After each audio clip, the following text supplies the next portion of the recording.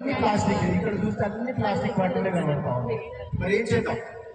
So మరి plastic మీద ప్రస్తుతం సింగిల్ యూజ్ ప్లాస్టిక్ మీద మాత్రమే వ్యాపారం. వాటిని కూడా ఉదాహరణకి ఇప్పుడు మనకి మనందరినీ పౌష్టికంగా ఉంచాలి, ఆరోగ్యవంతంగా ఉంచాలి, న్యూట్రిషన్ అందించాలి అనేటటువంటి ఒక హెల్తీ సమాజాన్ని సాధించడానికి మీకు గురుకులాలో ఉన్నప్పటికీ, మీరు ఇంట్లో లేనప్పటికీ, మీ ఇంట్లో ఉన్న వాటి కంటే ఎక్కువ సౌకర్యాలు, ఎక్కువ ప్రోటీన్స్ మీకు అందించి మిమ్మల్ని ఒక మంచి పౌరులుగా తీర్చిదిద్ది సమాజానికి పంపించాలని అనుకున్నారు. అనుకుని ఏం చేశారు? విజయ మదర్ డైరీ పాలని తీసుకొస్తా ఉన్నారు. ఇట్లా రోజుకి ఎన్ని ప్యాకెట్లు వస్తాయి? 120 లీటర్స్ అంటే 30 ఆల్మోస్ట్ 25 ప్యాకెట్స్ వస్తాయి. ఎందుకంటే 5 లీటర్స్ ప్యాకెట్స్ వస్తాయి, అంతేనా మేడం? సో డైలీ 25 ప్యాకెట్స్ వస్తాయి. అంటే నెలకి ఎన్ని వస్తాయి?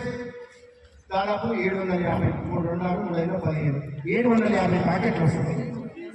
ఇది ఒక మన నల్గొండలో 750 ప్యాకెట్లు వస్తే తెలంగాణ మొత్తంలో నాకు తెలిసి ఒక 50,000 ప్యాకెట్లు వస్తాయి. మరి 50,000 ప్యాకెట్లు ఏమవుతుంది? ఆ గోడ సాటు చేసి తగలబెడుతుంది. ఏం చేస్తున్నాం? ఆ గోడ సాటు చేసి తగలబెడతాం. మరి మనం చదువుకునేది ఏంటిది?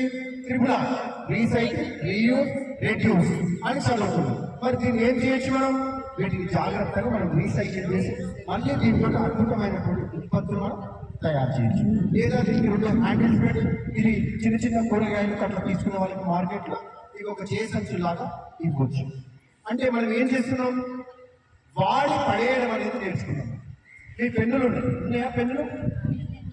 పెన్నులు దాదాపు రోజుకు కొన్ని కోట్ల పెన్నులు మనం భూమిలో పడేస్తాం. వేయడం వల్ల చిన్నప్పుడు నాకు తెలిసి వాళ్ళంతా రిఫిల్ మార్చుకుంటారు, పెన్నులో రిఫిల్ మార్చుకుంటారు. నా చిన్నప్పుడు ఇంకు పోస్తుంది, రిఫిల్ కంటే ముందు స్టేజ్లో నేను చూసాను, ఇంకు పోస్తూ నేను వాడాను. అట్లా వస్తా ఏమిటి? Use and throw. ఏంటి కాన్సెప్ట్? ఇప్పుడు యూజ్ అండ్ త్రో కాన్సెప్ట్ భూమి భరించే రాకుండా మనకి మొత్తం భూమండలం మొత్తం వ్యర్థాలతో నిండిపోయింది.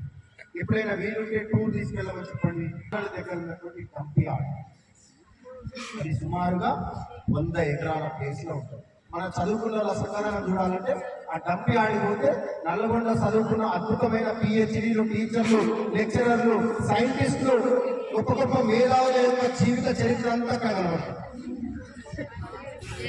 పల్లెటూరు వాళ్ళేమో వాళ్ళు వాడిన ఉత్పత్తులన్నీ పెండగడ్డ మీద వేసుకొని దాన్ని ఎరువు చేసుకొని పొలాలు వేసుకుంటారు. చదువుకున్న వాళ్ళేమో దాన్ని తీసుకెళ్ళి అక్కడ డంప్ చేసి పక్కనే ఉదయ సముద్రం ఉంటుంది. ఆ ఉదయ సముద్రం మొత్తం వాటర్ అంతా కంటామినేట్. పక్కన చన్నపల్లి వాళ్ళు రోజు బర్నింగ్ చేస్తూ ఉంటారు, అది మొత్తం ఎయిర్ పొల్యూట్ అవుతా ఉంటుంది.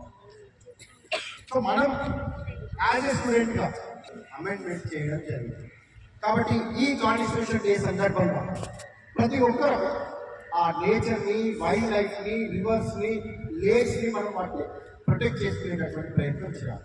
మరి యాజ్ ఏ స్టూడెంట్ గా, యాజ్ ఏ టీచర్ గా, యాజ్ ఏ సిటిజన్ గా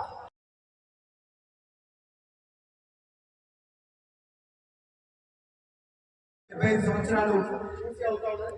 అదేవిధంగా COP29 సదస్సు, దాన్ని నేను ఏం చేశాను? ఈత సాప మీద రాయించాను. ఈత సాప భూమిలో కరిగిపోతుందా? ఈత సాప భూమిలో కరిగిపోతుంది.